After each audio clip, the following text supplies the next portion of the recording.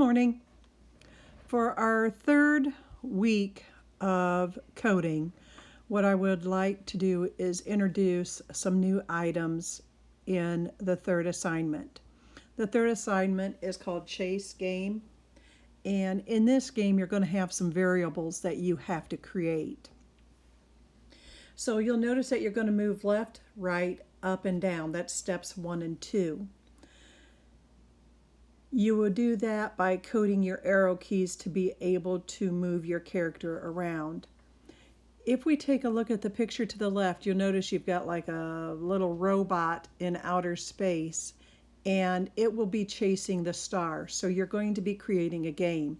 You have to be able to move your sprite quickly. You're going to chase an item that is moving on a variable glide. You will also know up in the upper left corner, you will see a score timer or a score keeper. So that is called a variable. That will be a new element you're adding this time. So let's take a look at some of your requirements. The variable is the most difficult, but you create that and you have to make sure it's turned on. So you'll notice in your requirements, besides moving left, right, up, and down, you have to be able to chase a star or an item. So if you choose to have a shark chase a small fish, if you can do what you want. It doesn't have to be a robot in outer space. Take a look at the sprites available and make sure you see what you want to have chasing. You're going to add a sound. You're going to add your score. That's your variable. Your level up is also a new item. When you hit a certain score, you need to have a message show up. So let's take a look at what your requirements are at this point. On the first page, the coding is relatively easy. Notice that your event handlers are when your right arrow is pressed, your left arrow, your up, and your down arrow. I am attaching the instructions to this into the assignment as well. You won't have to get all of it from this video. So if you take a look at this, moving up and down, that again involves your arrow keys. Very similar code to the previous. When you chase a star, this is where you're going to use your left, right, up and down arrows. You're going to be moving and chasing something. Again, you don't have to choose a robot and a star. My example of a shark and a smaller fish in one of the water scenes. You could have a cat being chased by a dog in the forest. It's up to you. If you take a look on this one, it says the code is you're going to have it glide forever to random positions. So on this one, we not only have an event handler when clicking the green flag, but we also have a control feature, which is the forever. So that tells your item or your sprite that you insert to keep moving to random positions forever, never stop. On the next one, play a sound, you will have the sound tab that you can get to, and you will have a library of sounds that you can pick there. The code is given here. Everything has to be inside of a event handler with some type of control feature. So here, if the star is touching, then it's going to play a sound. So whenever in this example the robot is touching the star, you're going to have whatever sound you add.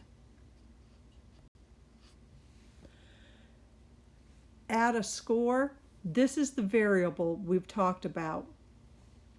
If you take a look at where it says get ready, it says make this variable. This variable will not show up if you do not put a check mark in this little box right here in front of your variable. So at the very top it says make a variable. You'll type in there score. But when you come back in here and you see your score variable, please make sure that little box is checked. Otherwise, it won't show up on your project.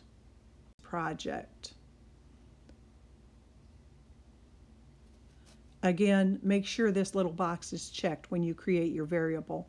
But you will make your variable up here first. So you'll type in score here, and then you will add. When you go back and look at it, if it doesn't show up on your project, come in to variables and put a check mark here. I hope you have a good day, and I hope you're staying safe. Please make sure you submit all your code into Google Classroom. You need to do that by taking screenshots of all your code for all your sprites. Several of you have been doing a really good job. If you put it in Notability, I can scroll through all of it very quickly and see that you've got it correct. Some of you are adding an attachment into Google Classroom for each screenshot. That works as well. So stay safe and have a good day. Level up is changing the backdrop when you get to a certain score. Now, something I would like to point out on this page. Right here, it says equal to 10. I would like for you to change that to greater than 10, greater than. Because if your score doesn't end exactly on 10, it will not happen. So if you use greater than, it's better than equal to 10. Look at in this. And then here's your score. On this page, you'll notice that you have a little sign that flashes when you get there. Level up, it says level up. So you have the coding for this as well. The variable is definitely the new item